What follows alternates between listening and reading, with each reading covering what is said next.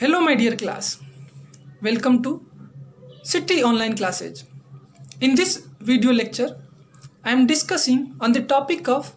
allotee and their rights, which has been given under section 2 subclause D and chapter 4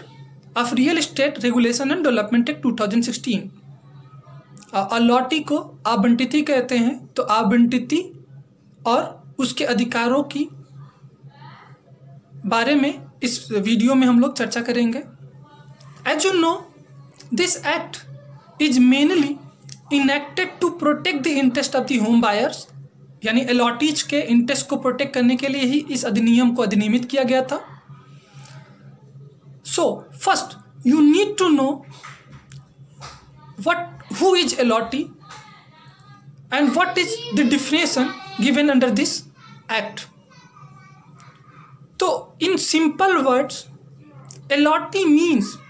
a person to whom something is allotted, especially in land or shares. तो ये एक साधारण परिभाषा है, यानी आवंटिती का तात्पर्य एक ऐसे व्यक्ति से है जिसको भूमि में किसी भी तरीके से, उसको भूमि का तात्पर्य यहाँ पे भूमि है, अपार्टमेंट है, प्लॉट है, उन सारी चीज़ों से है जो रियल इस्टेट प्रोजेक्ट्स होते हैं, तो उसमें कुछ चीज़ें आवंटित की गई हो। तो आवंटिती मीन्स कि उनका आवंटन किया गया हो किसी संपत्ति में, यानी कौन सी संपत्ति में, तो एक रियल इस्टेट प्रोजेक्ट है तो उसमें कुछ उसको अलॉट किया गया हो। तो according to section 2D of real estate Regulation and Development Act 2016, allotee in relation to a real estate project means a person to whom a plot or building or apartment, as case may be, has been allotted, sold or otherwise transferred by the promoter, and it also include a person who subsequently acquires said allotment through by sale, transfer or otherwise. But it does not include a person to whom such allotment means plot, building or apartment, as case may be, has been given on rent. सो इस definition को हम लोग through bye chart बहुत easy way में समझने की कोशिश करते हैं। जैसे कि जो सब्जेक्ट मैटर है इस डिफिनेशन में वो है रियल इस्टेट प्रोजेक्ट। तो इस रियल इस्टेट प्रोजेक्ट में जिसमें प्लॉट, अपार्टमेंट और बिल्डिंग इंक्लूड होता है, as per definition of 2ZN of real estate act, real estate project define है जो कि एक प्रमोटर का होता है। ये प्रमोटर या तो बिल्डर हो सकता है, या डेवलपर हो सकता है, या कंस्ट्रक्टर हो सकता है, या कोई भी अथॉरिटी हो सकती है। इस अथॉरिटी या इस प्रमोटर की ये रियल इस्टेट प्रोजेक्ट होता है जिसको ये बायर को, यानी इट मीन्स अलॉटी को सोल्ड करता है, सेल करता है, या उसको अदरवाइज ट्रांसफ़र करता है किसी भी और मीन से। अब जो ऐसा पर्सन जो इस रियल इस्टेट प्रोजेक्ट को, इट मीन्स प्लॉट, अपार्टमेंट और बिल्डिंग को परचेज करता है या जिसके नाम पे ट्रांसफ़र होता है, अलॉट किया जाता है, उसको हम लोग क्या कहते हैं, ट्रांसफरी यानी अलॉटी यानी बायर। और इसमें वो भी पर्सन इंक्लूड होते हैं जिनसे ये अलॉटी का जो भी अलॉटमेंट होता है उसको सब्सिक्वेंटली एक्वायर करते हैं। तो कोई भी ऐसा पर्सन हो सकता है जिसने सब्सिक्वेंटली उस अलॉटी का अलॉटमेंट एक्वायर कर लिया हो, बाई सेल, बाई ट्रांसफ़र और अदरवाइज।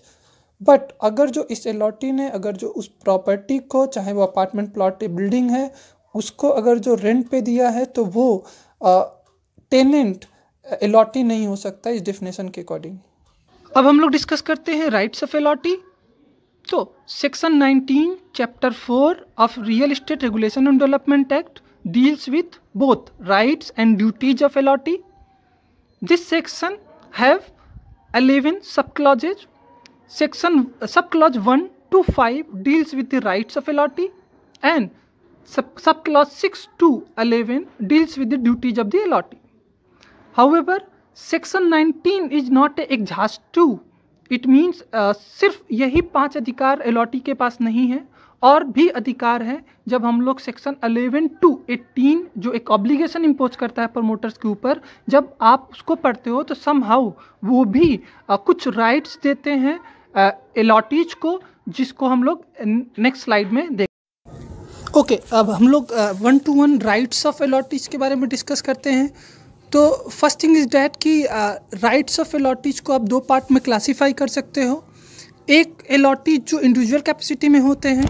जिनके ये राइट्स हैं, और दूसरे जो एसोसिएशन ऑफ अलॉटीज को भी कुछ राइट्स इस एक्ट के थ्रू प्रोवाइड किया गया है, तो उसके बारे में भी हम लोग डिस्कस करेंगे। तो इंडिविजुअल कैपेसिटी में किसी अलॉटीज के जो राइट्स होते हैं, तो as per section 19 sub clause 1 to 5 और मिसलिनियस प्रोविजन है जो सेक्शन 11 to 18, वो हम लोग देखते हैं। तो फर्स्ट थिंग इज डैट जो फर्स्ट राइट होता है under section 19 sub clause 1, that is right to information. तो कोई भी अलॉटी है तो वो इंटाइटल है, यानी allottee have entitled to obtain information relating to जो भी सैंक्शन प्लान्स हैं, लेआउट्स हैं, अलॉन्ग विथ स्पेसिफिकेशन जो भी एक कॉम्पिटेंट अथॉरिटी के थ्रू अप्रूव की गई है, तो उन सारे इन्फॉर्मेशन को वो ले सकते हैं। तो उन सारे इन्फॉर्मेशंस को भी ले सकते हैं जो इस पूरे के पूरे एक्ट के अकॉर्डिंग और कोई भी रूल है उसके अकॉर्डिंग अगर जो प्रोवाइड किया गया है, तो उन सारे इन्फॉर्मेशन को, उन सारे सूचनाओं को भी प्राप्त करने के अधिकारी होते हैं। इसके साथ साथ अगर जो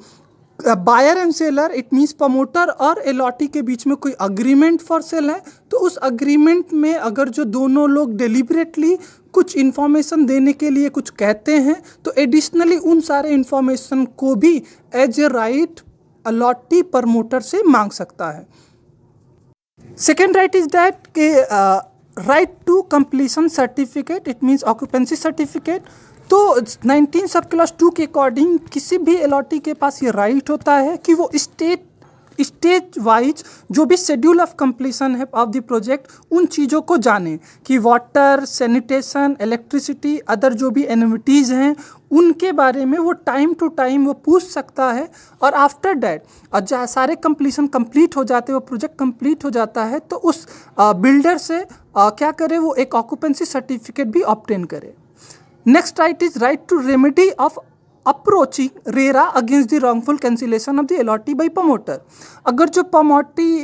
जो भी प्रमोटर है वो किसी भी कंसिक्वेंस में अगर जो अनरीजनेबली अलॉटी का जो अलॉटमेंट है वो कैंसिल कर देता है, सेल डीड जो भी अग्रीमेंट है उसके टर्म्स और कंडीशन को कंप्लाइंस नहीं करता, तो उस कंडीशन में अलॉटी के पास राइट होता है कि वो रेरा अप्रोच कर सकता है for seeking a remedy. Next, right to claim compensation और interest from promoter for breach of agreement of sale. अगर जो प्रमोटर किसी भी टर्म्स और कंडीशन को जो अग्रीमेंट में मेंशन है, इम्बॉडीज है, तो उसमें अगर जो प्रमोटर ब्रीच करता है, तो उस कंडीशन में अलॉटी के पास राइट है कि वो उससे जो भी फेयर कंपनसेशन है विथ इंटरेस्ट ऑब्टेन करे प्रमोटर से। लाइक डैट कि अगर जो भी स्पेसिफिकेशन दिया गया था प्रोस्पेक्टस में उसके अकॉर्डिंग कंस्ट्रक्शन नहीं हुआ, वो फैसिलिटीज़ नहीं मिली, वाटर, सैनिटेशन, इलेक्ट्रिसिटी जो भी फैसिलिटीज़ हैं वो चीज़ें जो बताई गई थी वो चीज़ें नहीं मिलती हैं, या जो भी कवर्ड एरिया और कार्पेट एरिया बताया गया था उसके अकॉर्डिंग कंप्लाइंस नहीं करता है प्रमोटर, तो उस कंडीशन में विथ इंटरेस्ट कंपनसेशन लेने के लिए एंटाइटल हो जाता है आपका अलॉटी। जो नेक्स्ट राइट है, right to withdraw from the project and claim return of investment with interest and compensation in case of false advertisement and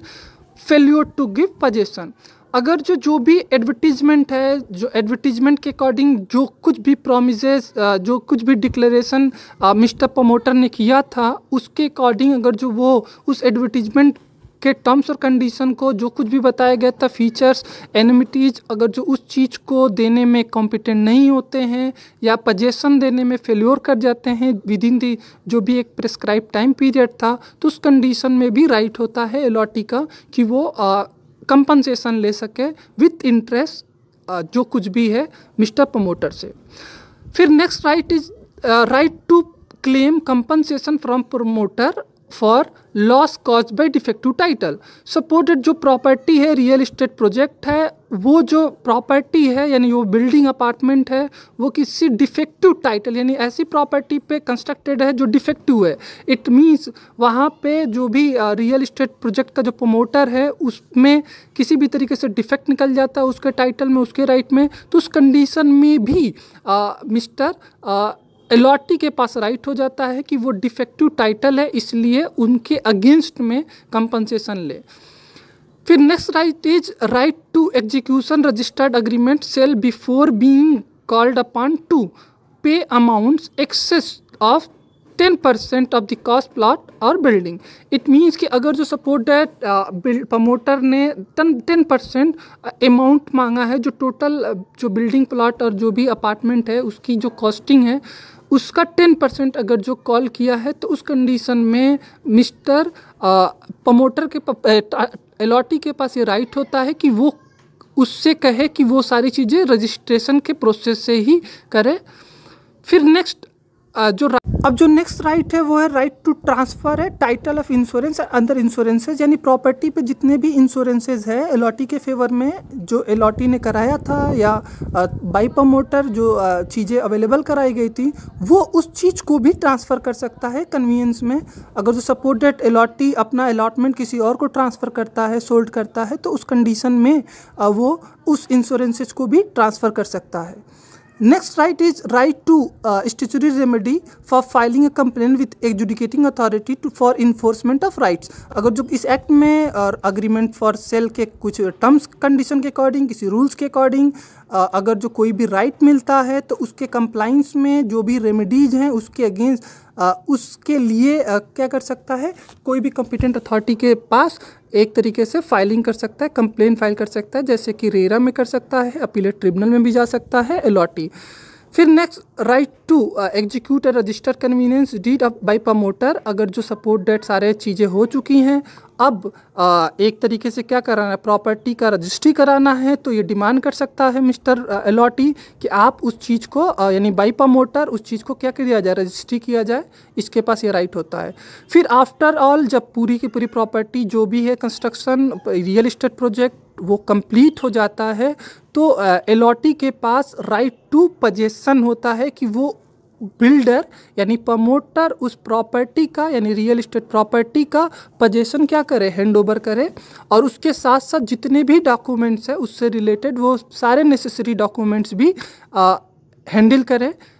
mister allottee को। फिर lastly right against alteration of project without consent. अगर जो